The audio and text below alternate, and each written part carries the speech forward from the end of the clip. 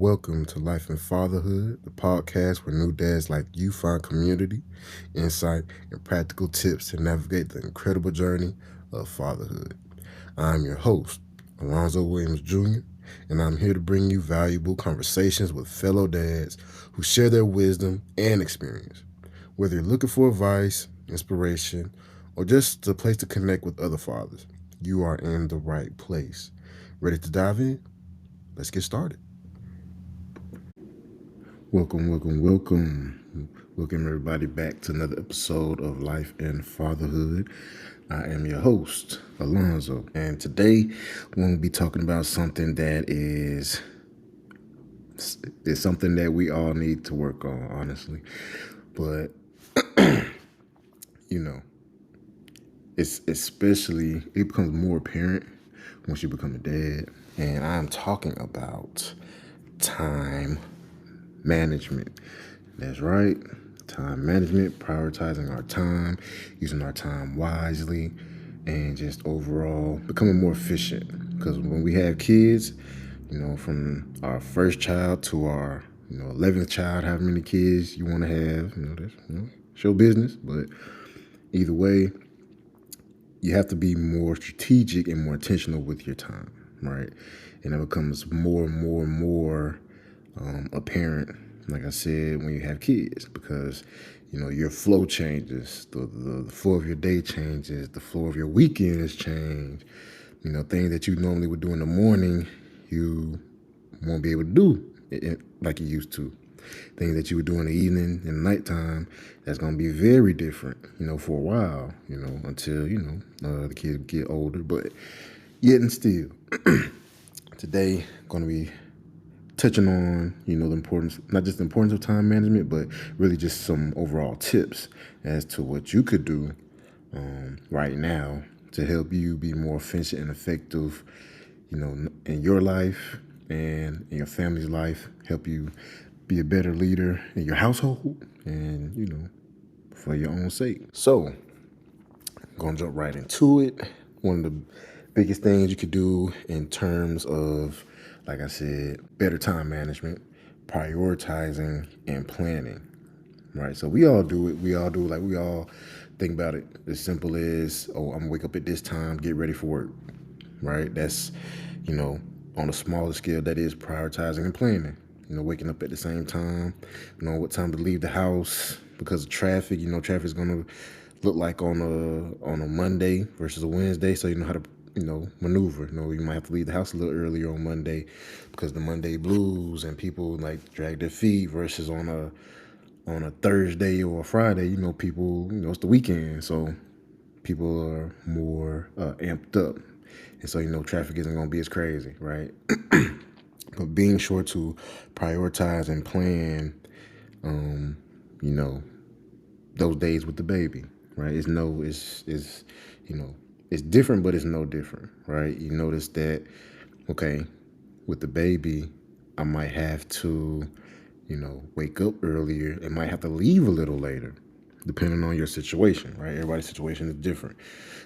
So learning to adjust with that, learning to, be more effective with your time as far as, you might be a slow riser like myself, I have a whole, man, I have a whole routine before I even, get out of the bed. I'm a slow riser. If you like me, then you know what I mean. I'm up, but I'm not up, right? And so learning how to, switch that up with kids, like, okay, I'm gonna have to go ahead and make myself get up a little faster, or I might have to just set my alarm clock to 10, 15 minutes before my normal wake up time, just to give myself that extra time to charge up and get up out of bed, things like that. And so one of the things that, one of the tips that I would give you to use in your own life is to, it sounds simple, but, not everybody does it, using a planner. So like the night before, just take you a pen, get you a planner, if you, or a notepad, whatever you want to use, and literally write down, the times, the places, and what you'll be doing, as far, especially like household chores or, out of the house chores, whatever it may be. But simply just writing it down, it does something to you mentally. It does something for you mentally, to where you're more likely to, make it happen, right? It seems like, whenever you write things down and you're intentional about writing the details down as well, you're more likely to, go ahead and make it happen. You're more likely to see it through, because whatever's in your mind is going to come, true. And so it's just another way of keeping things fresh in your mind, keep yourself aware of where you are and what you're doing. It's like I said, it's something simple, but it pays dividends early and it pays dividends down the road. So utilizing the planner, writing out the schedule for yourself, sit down with your partner, your wife, whoever, and, sitting down with them, y'all could plan it out together. Like, what's an example I could use? The nighttime routine, right? Getting the baby ready for bed. You might give the baby, I know one thing me and my wife did was I would give our kids baths around like 6, 7, and she would get them dressed, taken care of after the bath, but she would put them down around 8 or 9, depending on how the day went. Once again, depending on how that day went, put them down between 8 and 9. That was like our flow, but that was our established routine, and that's something that we actually wrote down. That was something that we actually were intentional about sitting down, talking about, and we've been sticking with that for 3 years now, right? Something as simple as just writing it down, putting it fresh in your mind, already, helped us create that routine for us, and, clear up that clutter that we tend to have when we're trying to figure things out. All right, so utilize a planner. Go ahead, do it. You won't regret it. Our next one is using, another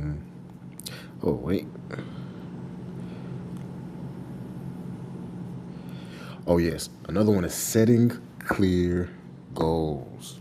So we all have goals. We have our own personal goals. We have family goals. We have, different relationship goals. You name it. We have things that we want to achieve. We have things that we want to accomplish. And so this one really piggybacks off of having a planner. Setting those goals as far as spending quality time with your kids or family dinners or date nights with your partner.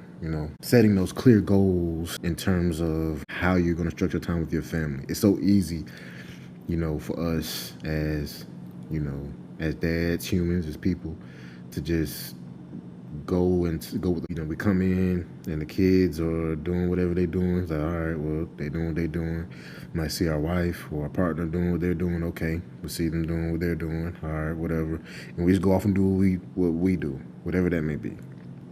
Right? Could be exercise, could be playing the game, could be watching TV, could be reading or catching up on work, whatever it may be. But, I want to challenge you to write down specific things that you want to do with your children, specific things you want to do with your partner, with your spouse, with your significant other. Really make time for them, when you get back home.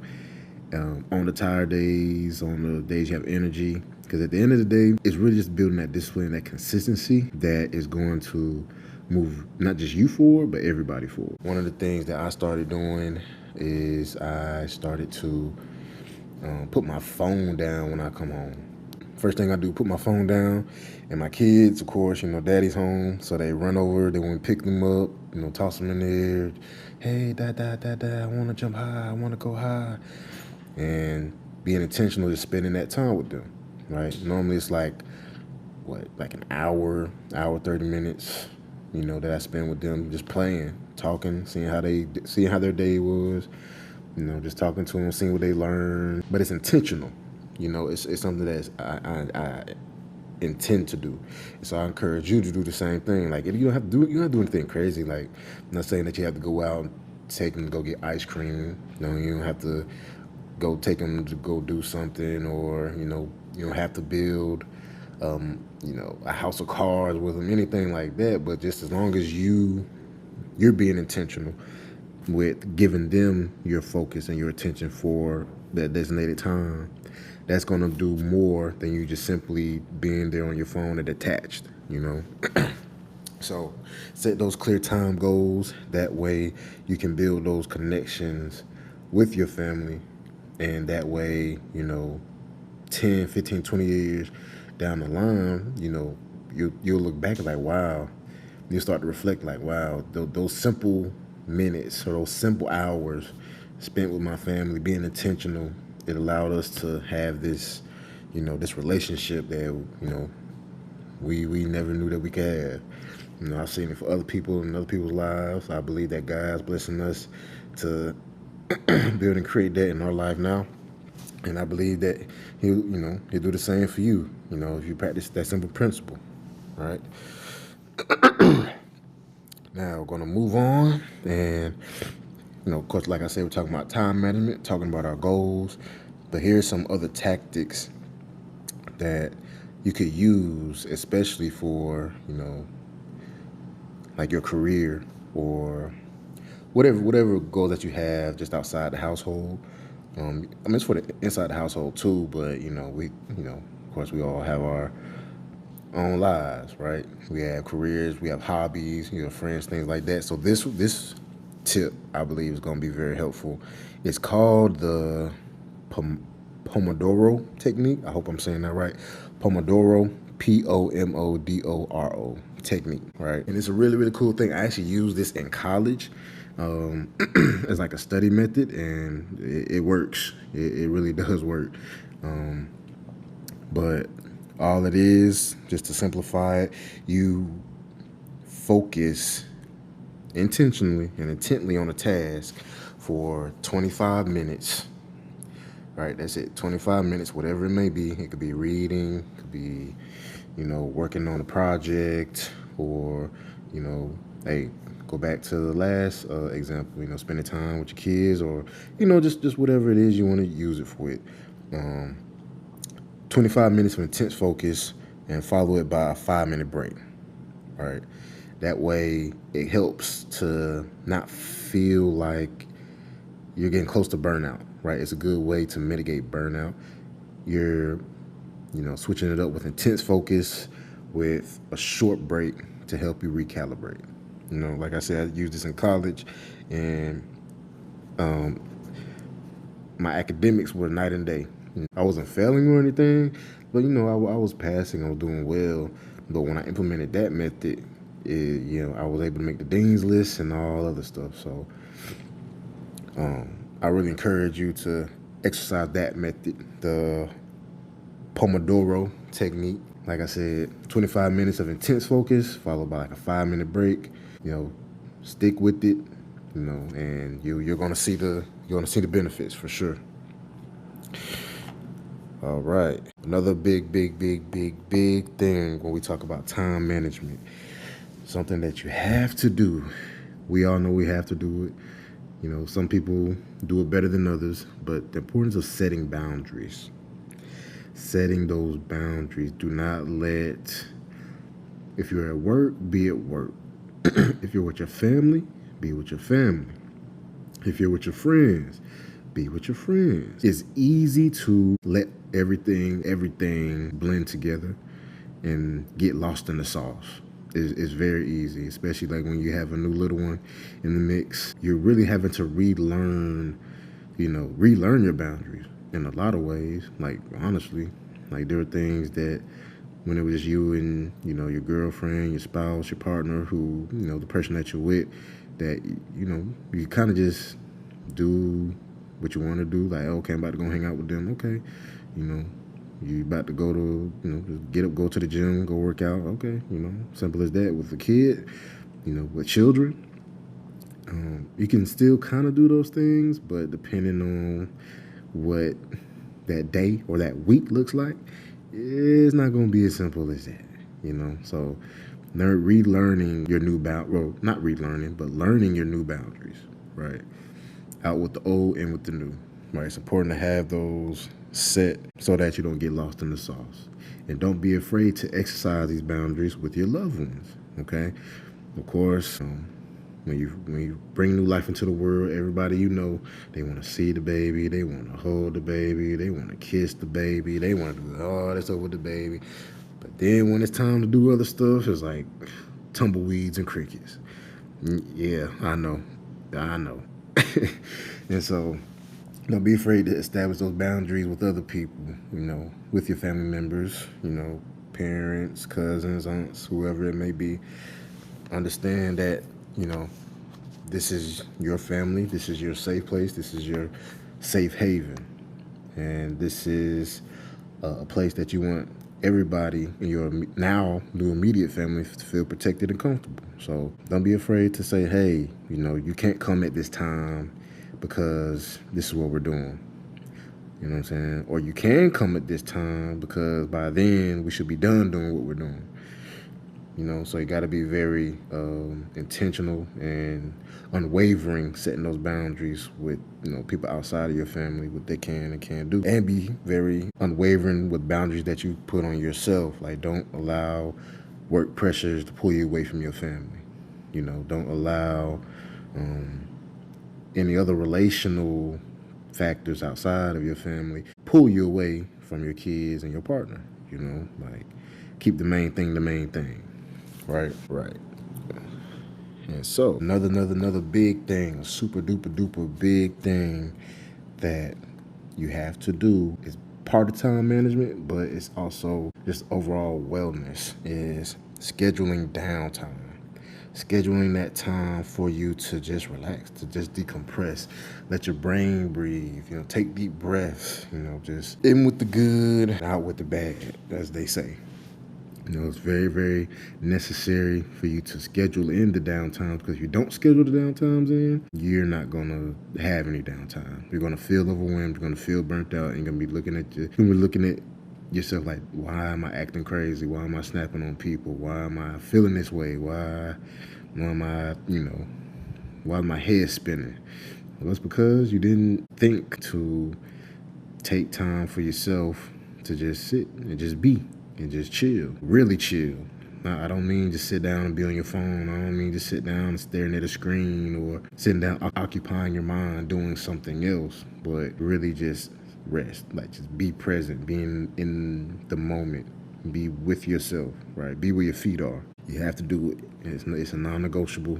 We try to move around as much as we can, but you have to do it, especially in this new season. You're gonna feel varying degrees of overwhelm in a lot of different ways. And trust me when I say 15 to 20 minutes of just sitting and being in quiet and silence, it will go a long way. I can promise you that, like, for real. So go ahead, schedule that time, however you want to schedule it. Like I said, it's your own personal schedule. Your life is different from anybody else's life. Schedule that time, though. You have to do it. Okay, because it's going to keep you, it's going to keep you sane, but it's going to, more than that, it's just going to keep you in a state of clarity, right? In this journey, you got to have clarity. You have to have a level of wherewithal to be able to make the right decision when you need to. And having that quiet time to just allow yourself to be, it's going to help set the tone in a lot of ways. So schedule that downtime. Man, go ahead. And with that, of course, make sure just to reflect regularly. And what I mean by that is, taking that time to reflect on what's working and what's not working in your relationships, what's working and not working in your parenting styles, maybe. What's working and what's not working, just, whether it's work, relationships, but just taking inventory of your life, right? Reflecting regularly on, like, your mood, your energies. If you're feeling more anxious, really taking a step back and just like, okay, why am I feeling that way? If you feel more peace lately, really taking a step back and just like, okay, like, what's going on? Like, what have I been doing? What have I not been doing? Just being intentional about reflecting over your life, in the day-to-days. It's a part of growth. It's going to make you better, which is going to in turn make your family better. Right? It's one of those small things that, goes a long way in a lot of ways. Taking the time to make the right investments of your time into the people that you love and creating that life that God called you to have. And so, if you're navigating the early days of fatherhood and need a boost, check out my Daily Dad's Drive Guide at lifeandfatherhood.com. It's packed with practical advice and motivational tips to help you thrive in those challenging first months.